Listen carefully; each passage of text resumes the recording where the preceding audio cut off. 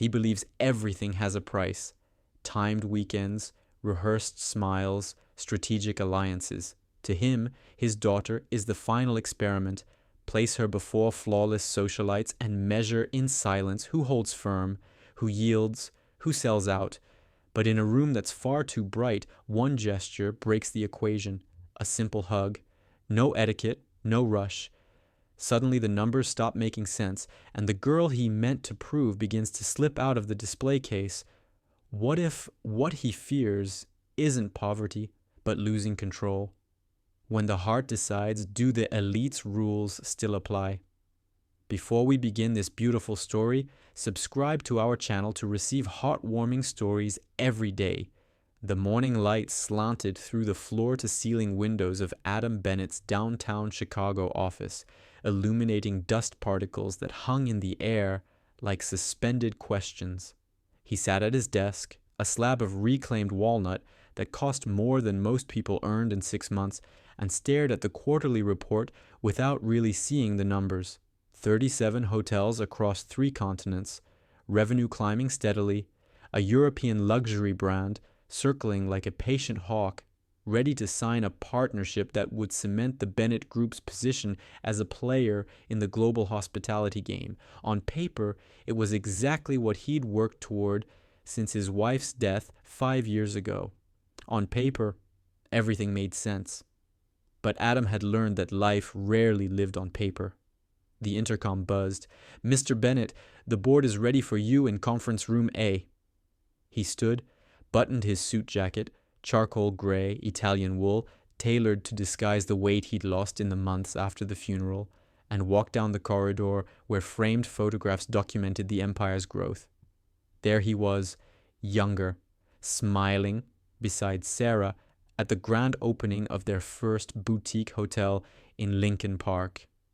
There she was, laughing at something he'd said, her hand on her belly where Valerie was still just a promise.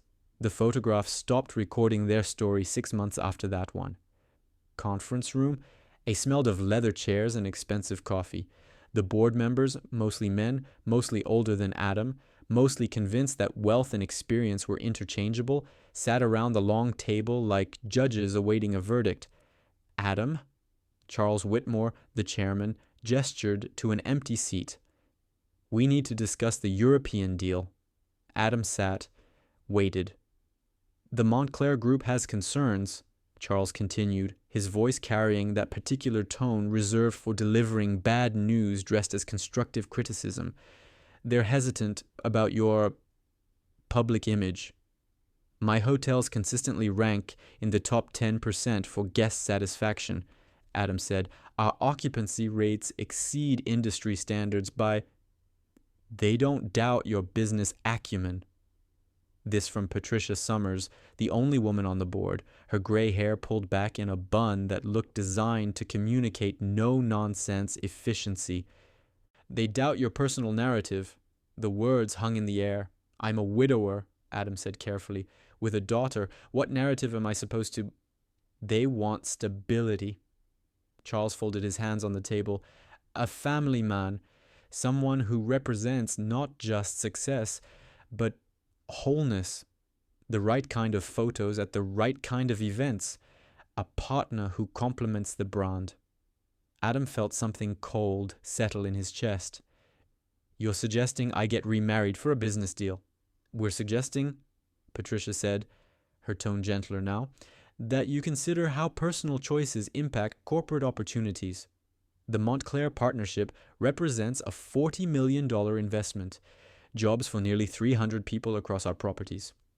He thought of Valerie that morning, sitting at the breakfast table in their Gold Coast townhouse, pushing cereal around her bowl while her eyes tracked sounds he couldn't hear. 8 years old and already carrying weights no child should know.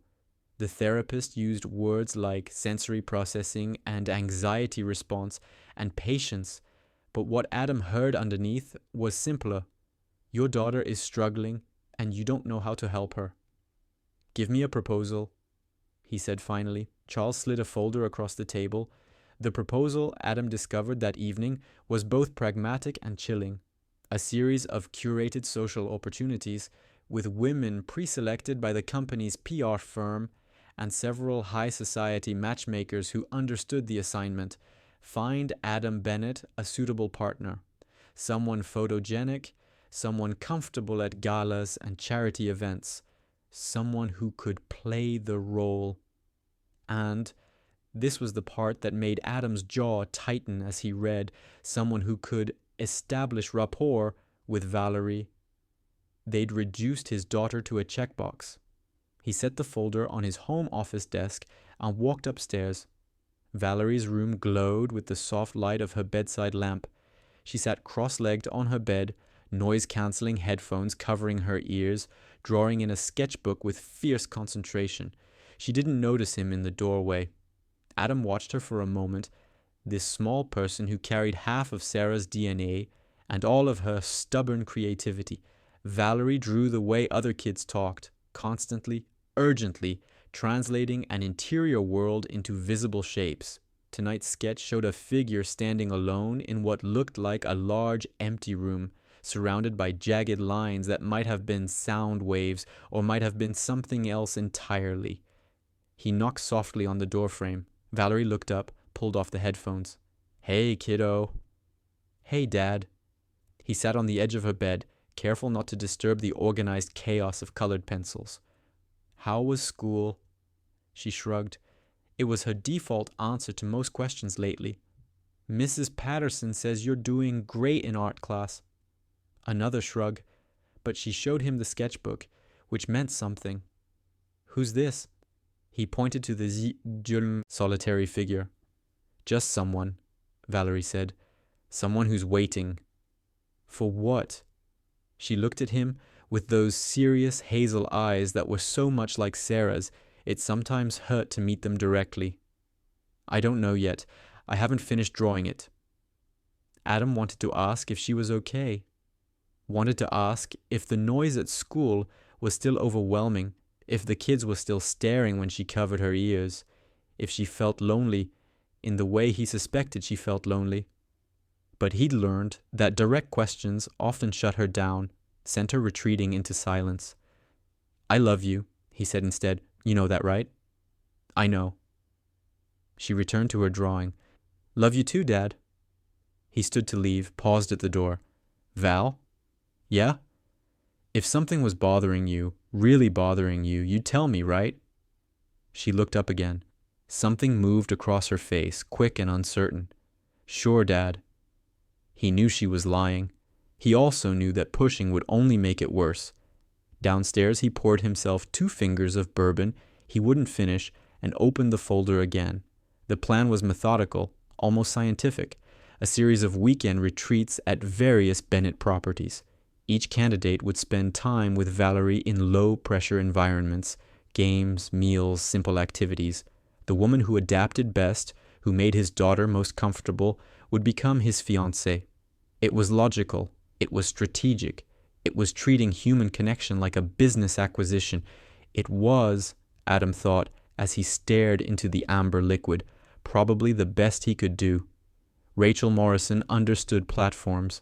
At 32, she'd built a lifestyle brand with 2.3 million Instagram followers, lucrative sponsorship deals with fashion and wellness companies, and a reputation for knowing exactly which angles made a moment look authentic.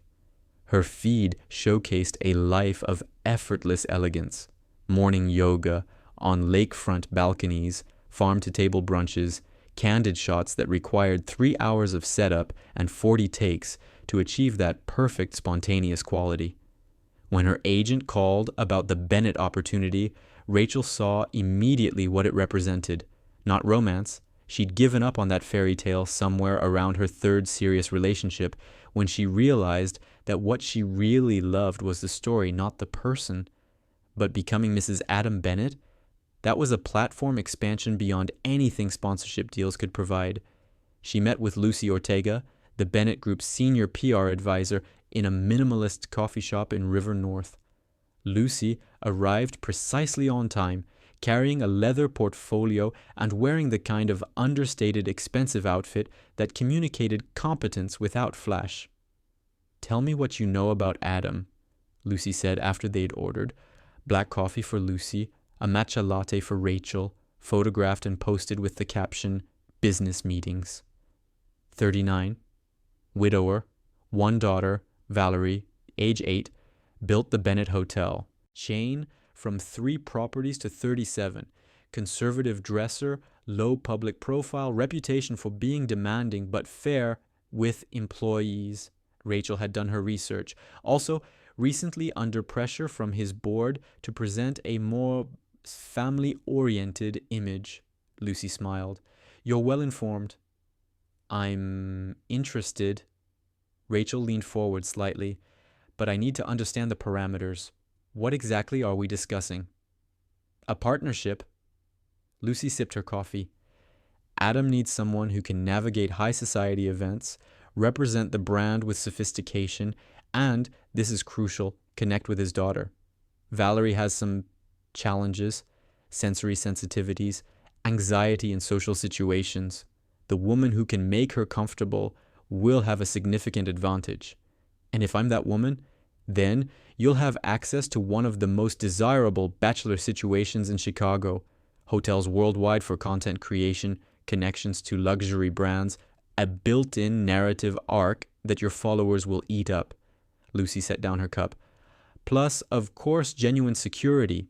Adam's not looking for romance, he's looking for partnership. You'd have independence, financial stability, and a platform that would make your current following look provincial." Rachel considered.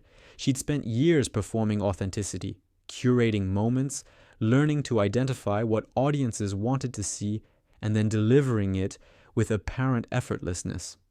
This would be a longer performance, but the principles were the same. "Tell me about Valerie," she said. The first weekend retreat took place at the Bennett Group's flagship property in Door County, Wisconsin, a restored 1920s estate overlooking Lake Michigan, all weathered stone and careful landscaping designed to look natural while costing a fortune to maintain. Adam arrived Friday afternoon with Valerie, who clutched her noise-canceling headphones and a backpack containing 3 sketchbooks, 24 colored pencils, and her favorite stuffed rabbit, now so worn it was more gray than white. 2 candidates had been invited for this initial trial, Rachel and a child psychologist named Dr. Jennifer Banks, who specialized in working with sensitive children. The weekend would be structured but not rigid. Meals together, a nature walk, board games in the library, opportunities for conversation without pressure. That was the theory. In practice, Valerie sat at the dinner table Friday night with her shoulders hunched, her eyes tracking every sound. Silverware against plates, wine being poured, distant kitchen noise, the soft background music Adam had requested be turned off twice already. Dr. Banks tried engaging her with questions about school. Valerie answered in monosyllables. Rachel, to her credit, didn't push, instead maintaining a warm presence while mostly talking with Adam about hotels and travel. After dinner, Adam found Valerie in their suite, curled in an armchair by the window overlooking the darkening lake. "How are you holding up, kiddo?" She shrugged. "They're nice, I guess." "Just nice?" "Dr. Banks asks a lot of questions." Valerie kept her eyes on the window. "And Rachel smiles too much." "What do you mean?" "Like..." Valerie struggled for words. "Like she's trying really hard to make sure her face looks happy, even when her eyes don't." Adam felt something twist in his chest.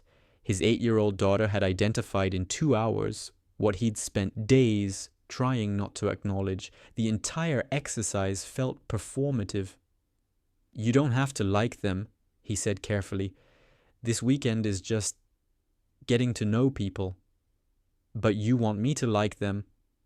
I want you to feel comfortable. That's different." Valerie finally looked at him. "Dad, why are you doing this?" "Because the board says I need to. Because a business deal requires it.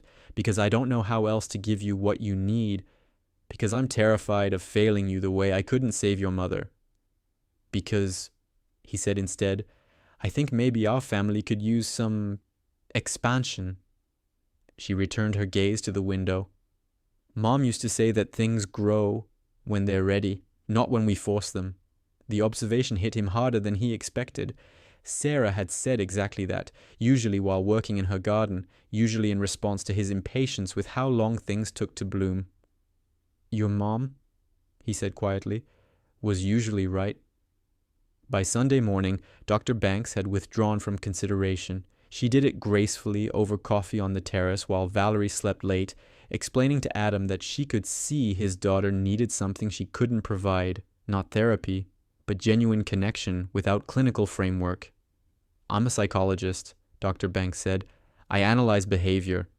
But Valerie doesn't need analysis. She needs someone who sees her without trying to solve her." Rachel remained. And over the next 3 weekends, at different properties, with different activities, she demonstrated exactly why she'd been successful in the attention economy. She learned Valerie's patterns. When the girl needed quiet, when she could tolerate small interactions, what kinds of activities overwhelmed her, and which ones she enjoyed. She asked Adam about Valerie's preferences, then memorized them. She studied photographs of Sarah, noting how Adam's late wife had dressed, spoken, held herself, and began subtly echoing those patterns. It was sophisticated, strategic, and completely inauthentic. Adam watched it happen with a mixture of admiration and unease. Rachel was performing extraordinarily well. She hit every mark, but there was something missing, some fundamental warmth, and he couldn't tell if he was imagining it or if Valerie's initial assessment had been accurate. Rachel's eyes didn't match her smile. In the evenings, after Valerie was asleep, Adam and Rachel would sit in hotel bars or on terrace lounges, discussing logistics like business partners reviewing quarterly projections. She wanted separate bedrooms in public accommodations, her own career maintained independently, clear boundaries around her social media presence. He wanted protection for Valerie from excessive publicity, veto power over content featuring his daughter, prenuptial clarity. They were negotiating a contract, not building a relationship. "Does this feel strange to you?" he asked one night, halfway through a bottle of wine neither of them was really drinking. "Which part?" Rachel's smile was professional. "The arrangement itself, or the fact that we're both clear-eyed about what we're doing?" "Both. Neither." Adam set down his glass. "I keep thinking about what this teaches Valerie, about relationships, about authenticity." "You're teaching her that adults make strategic decisions to secure stability," Rachel said. "That's not a terrible lesson." "Sarah would have hated this." "Sarah isn't here." The words were gentle but firm. "You're doing the best you can with what you have. That's all anyone can ask." It was rational. It was reasonable. It made Adam feel hollow. The announcement of their engagement came on a Wednesday afternoon, timed to coincide with the Montclair Group's final decision. A tasteful press release. Hotel magnate Adam Bennett and lifestyle entrepreneur Rachel Morrison are pleased to announce their engagement. The couple plans a private ceremony later this year. Accompanying photo, Rachel and Adam standing in front of the Chicago skyline, her hand on his arm, both smiling, that particular smile of successful people who've reached an agreement. Valerie saw it first on a classmate's parents' Instagram story. She didn't say anything when Adam picked her up from school, didn't say anything during dinner, during homework, during bath time. Only when he tucked her in did she speak, her voice small in the dark room. "Do you love Rachel?" Adam sat on the edge of her bed, searching for honesty that wouldn't hurt. "I care about Rachel. I respect her. I think she's someone who can help our family." "That's not what I asked." "No," he admitted. "I guess it's not." Valerie was quiet for a long moment. "Is it okay if I don't love her either?" "Yeah, kiddo. That's okay." The grand opening of the Bennett Tower, the group's first full-scale luxury hotel in Chicago's financial district, was scheduled for a Saturday in early October.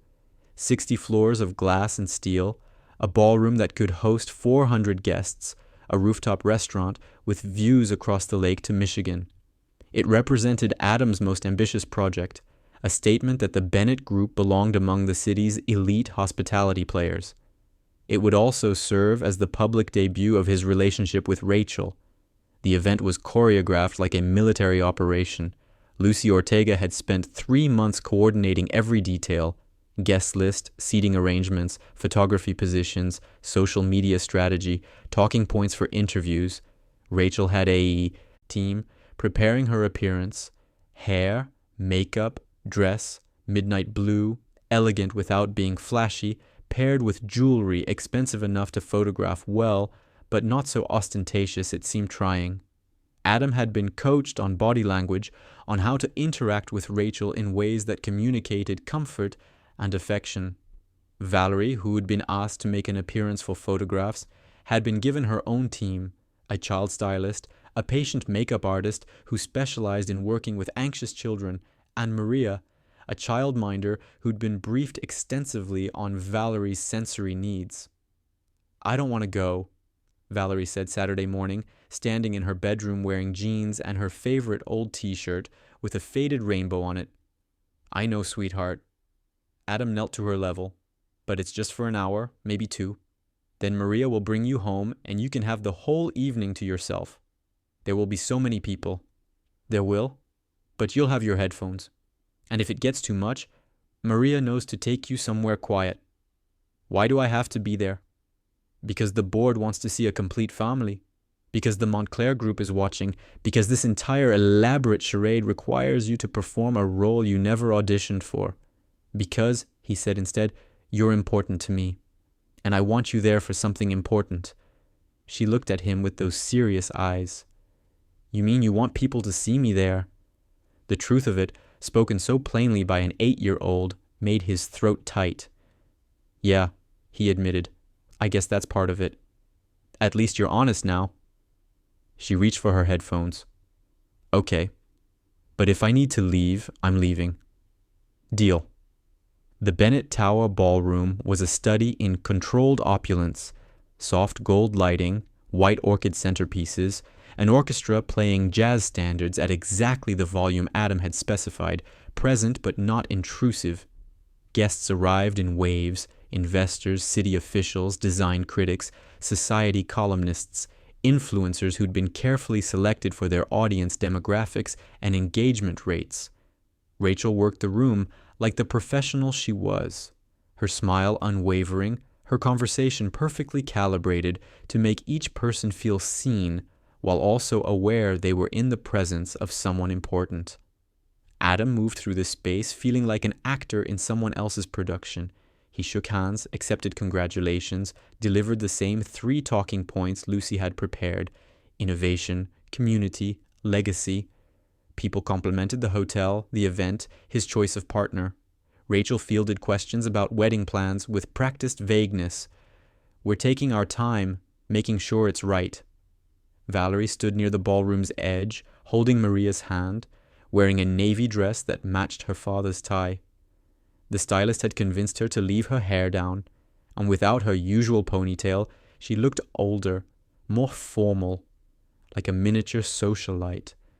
But her free hand clutched her noise-cancelling headphones, not wearing them but ready, a security blanket that happened to run on batteries. For the first hour, she managed. Maria kept her near quieter spots, away from speaker clusters, navigating the crowd with the skill of someone who understood that survival sometimes meant strategic positioning. Valerie ate tiny sandwiches from the catering table, watched the adults perform their careful social dances, sketched in a small notebook Maria had brought. Then the announcement came. Adam Bennett would address the crowd. The orchestra stopped. A microphone was positioned near the center of the room. Lights shifted, focusing on where Adam stood with Rachel at his side, her hand resting in the crook of his arm, exactly as they'd practiced. The ballroom, which had been filled with the ambient noise of 300 conversations, went suddenly, expectantly, quiet. Adam began speaking, something about vision, about Chicago, about building spaces where people could find both luxury and comfort.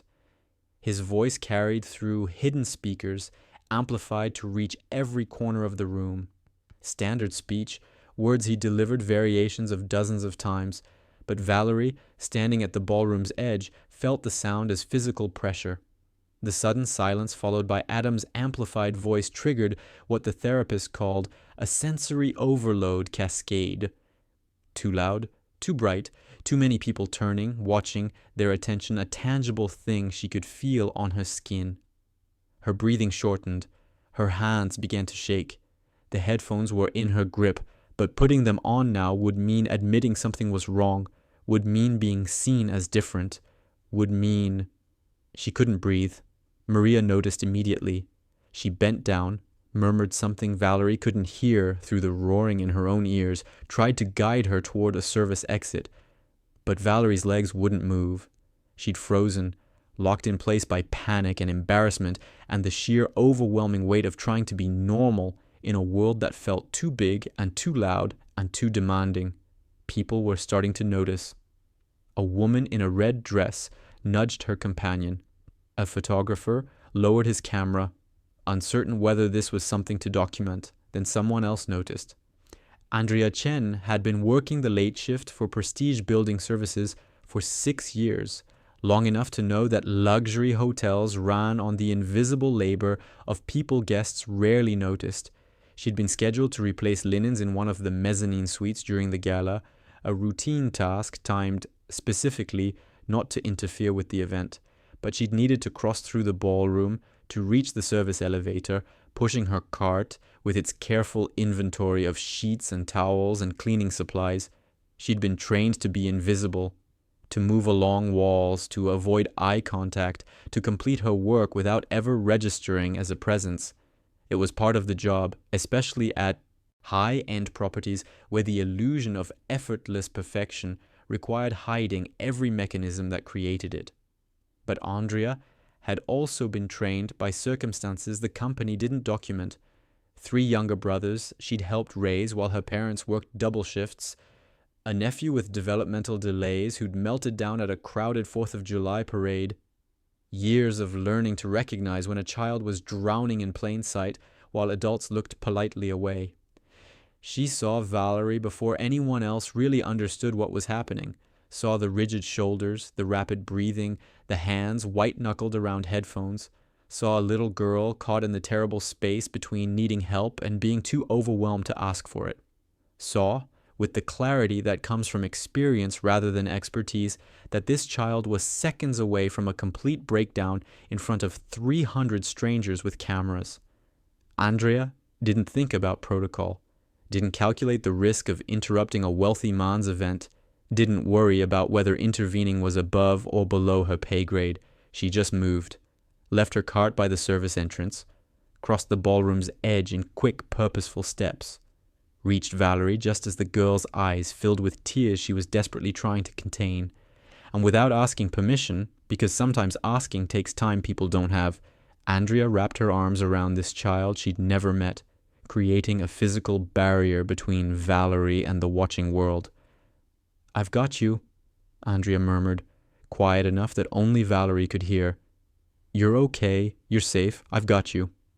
She'd done this with her nephew David, learning through trial and error that sometimes kids who were overwhelmed didn't need calm-down strategies or breathing exercises or therapeutic interventions.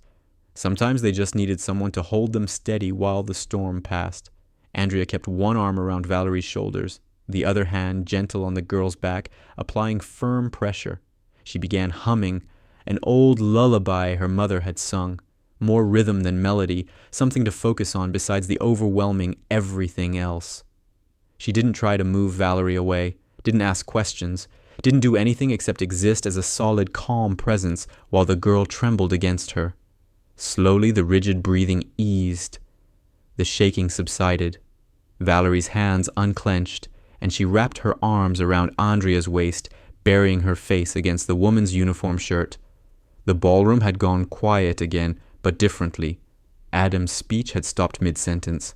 Everyone was staring, not at Adam now, but at the cleaning woman holding his daughter, while Rachel stood frozen several feet away, her practiced composure finally cracked by something she hadn't anticipated and couldn't control.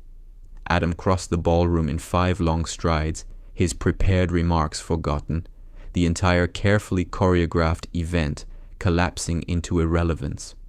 He dropped to his knees beside his daughter, his hand on her back, and felt the slight tremble that meant she was coming down from panic, but wasn't steady yet. "Val," he said softly. "Hey, sweetheart, I'm here."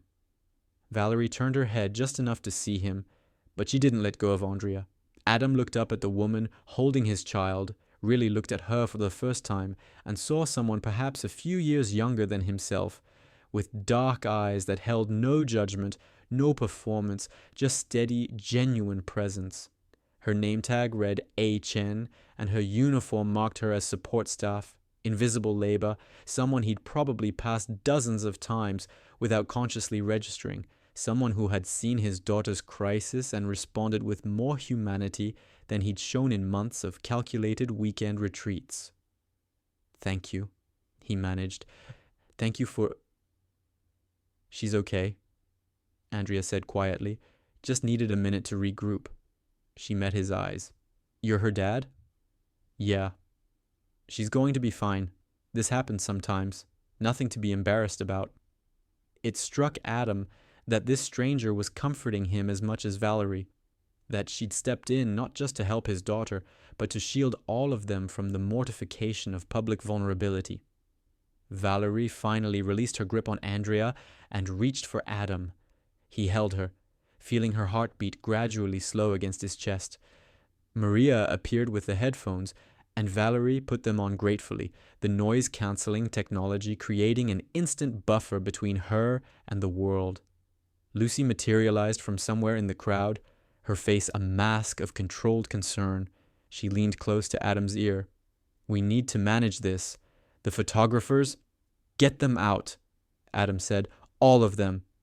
Adam, we can't just—" "We can, and we will." He stood, still holding Valerie. "Lucy, clear the ballroom. The event is over. Make whatever apologies you need to make, but get these people out of here now." For a moment he thought she'd argue. Then she saw something in his expression that made her nod and move toward the nearest security guard. Rachel approached, her heels clicking on the marble floor. "Adam, we should talk about—" "Not now." He didn't have the bandwidth for whatever spin she wanted to propose. "Maria, can you take Val upstairs to the quiet suite?" "Of course." He kissed his daughter's forehead. "Go with Maria, kiddo. I'll be up in a few minutes." Valerie nodded, still wearing the headphones, still shaky but no longer in crisis.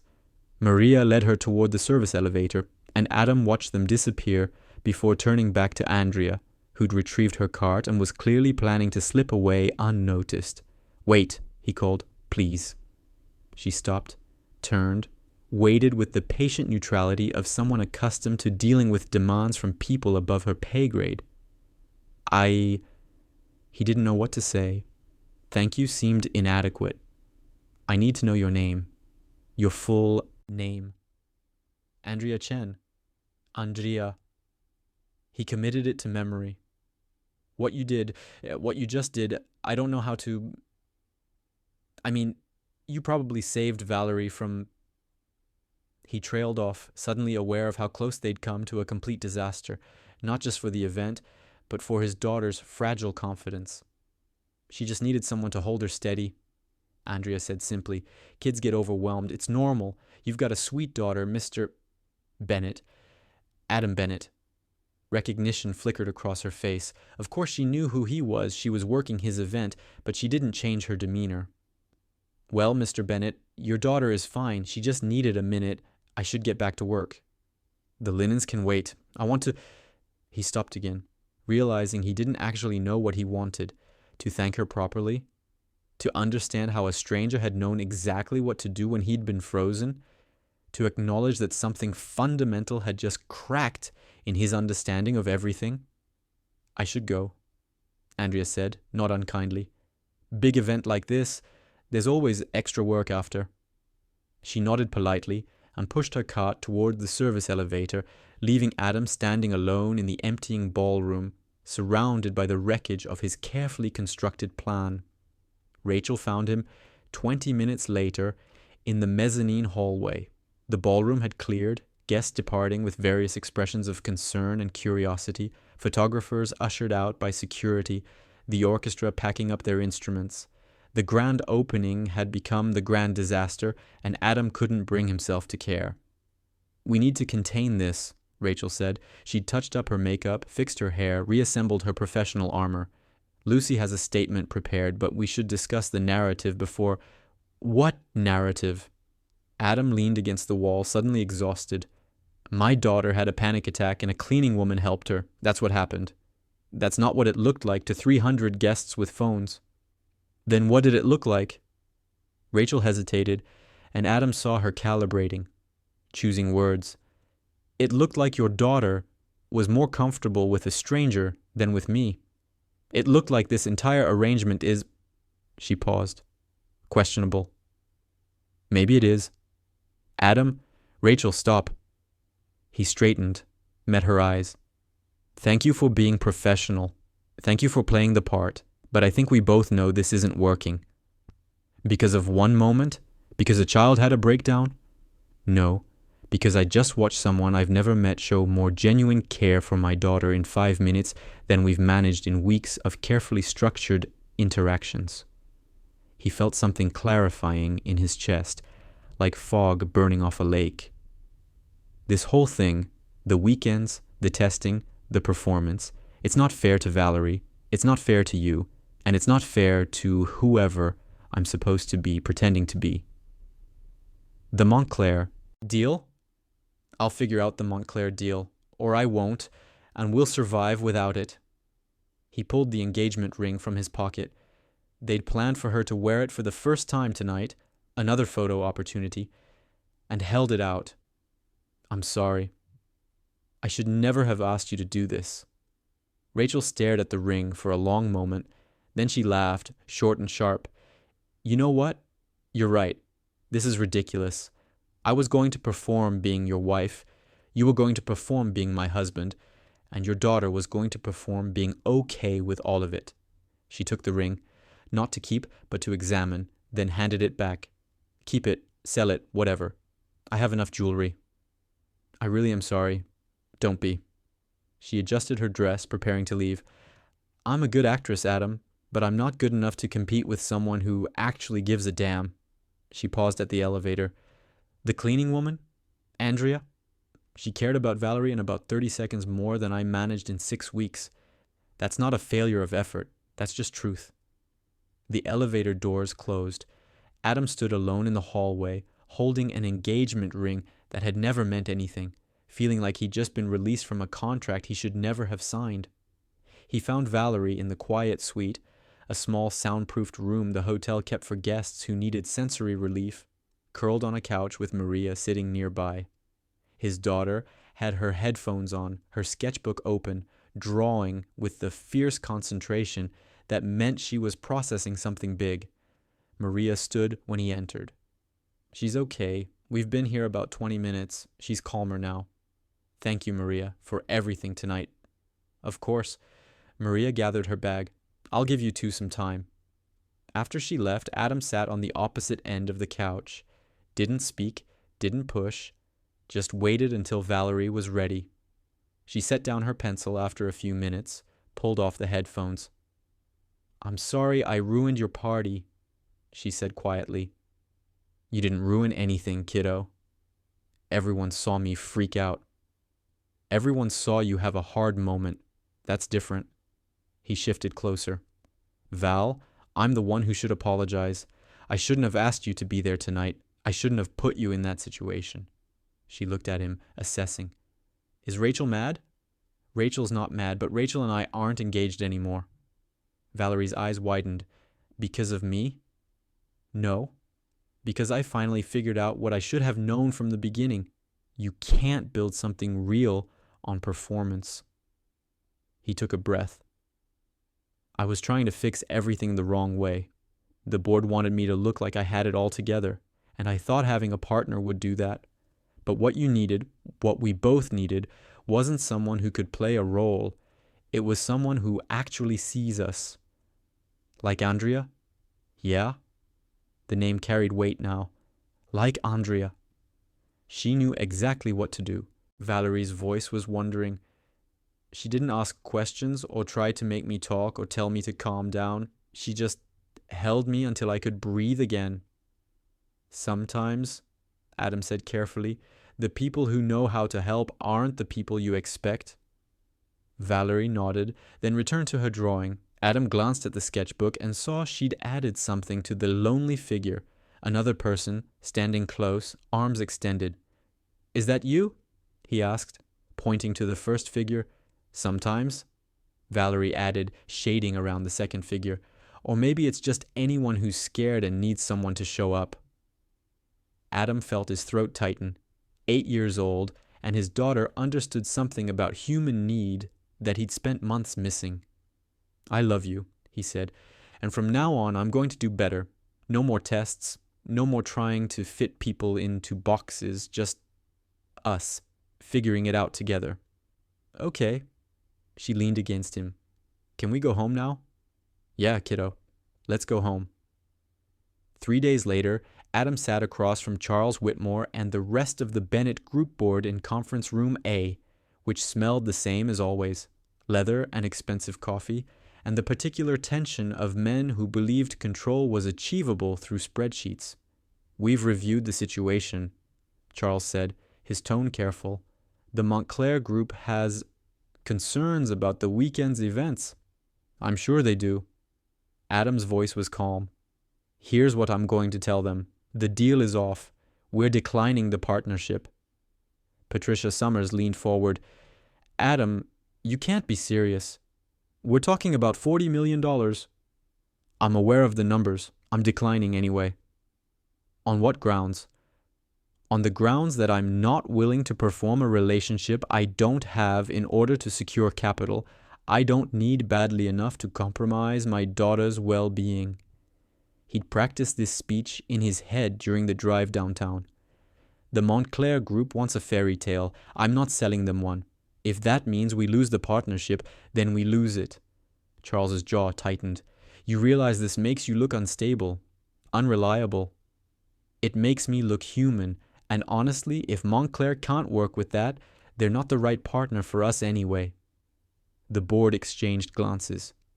Adam had seen this look before. The collective assessment of whether he'd crossed from eccentric into liability. "There's also," Charles said slowly, "a concern about publicity. The incident with the cleaning staff, Andrea Chen." Adam kept his voice level. "Her name is Andrea Chen. She's not the cleaning staff. She's a person who had the humanity to help my daughter when she needed it. And before you suggest managing that narrative, let me be clear. There is no narrative to manage. What happened was authentic and decent. I'm not spinning it." "Adam, I'm not finished." He stood, placed both hands flat on the conference table. "I've been running this company for nearly 15 years. Our properties are consistently rated in the top tier. Our employees have low turnover. Our guests are satisfied. I've built something real here, and I'm not going to compromise it or my family for a deal that requires us to be something we're not." "So what are you proposing?" Patricia asked. "I'm proposing we focus on being excellent at what we actually do, creating spaces where people feel welcome and cared for. I'm proposing we invest in our staff, in training programs that teach the kind of genuine hospitality Andrea Chen demonstrated without thinking about it." He paused. "I'm proposing we stop treating human connection like a brand asset and start treating it like what it actually is, the entire point." The room was silent. "And if that means we grow slower," Adam continued, "or if it means we don't land every luxury partnership, then that's a trade I'm willing to make. Because I just learned something from a cleaning woman who makes in a year what some of you make in a month. The most valuable thing we can offer people isn't perfection. It's showing up when it matters." Charles leaned back in his chair. "You're serious about this?" "Completely." "Then I think," Patricia said quietly, "we need to discuss the long-term direction of this company, because what you're describing represents a fundamental shift in how we operate." "I know." Adam met her eyes. "That's exactly what I'm hoping for." The vote, when it came, was closer than he'd expected. The board agreed to give him 6 months to implement his vision, to demonstrate that authentic hospitality could coexist with profitable business. It was less than he'd wanted, more than he'd feared. As he left the conference room, his phone buzzed with a message from Lucy. "We need to talk about next steps." But Adam was already thinking about different steps, about a cleaning woman who'd seen what needed doing and done it, about his daughter who deserved a father willing to choose her comfort over corporate convenience, about the possibility that what looked like a disaster might actually have been a gift. He had 6 months to prove that genuine care could build an empire better than calculated performance ever would. And he had a name, Andrea Chen, of someone who'd already taught him more about hospitality in 5 minutes than all his business degrees combined. It was, he thought, as he walked into the October afternoon, a beginning he should have found years ago, but at least he'd found it now. Total word count, 6,000 words, 12 parts of 500 words each, 500